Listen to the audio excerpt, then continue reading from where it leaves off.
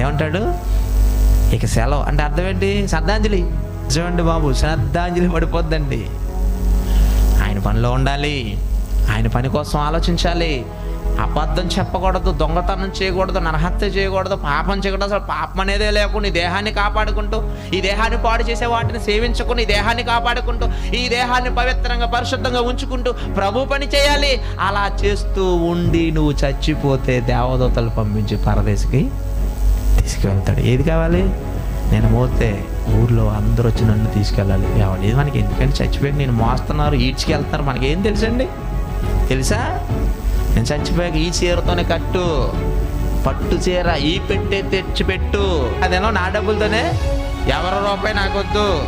పిచ్చి పిచ్చి భ్రమలతో బ్రతుకుతాను లేదా ప్రజలు? ఈ భ్రమలన్నీ విడిచిపెట్టండి. బ్రతికించిన దేవుడు బ్రతుకు పాడు చేసుకుంటే రక్షించడానికి వచ్చింది యేసు ప్రభువు.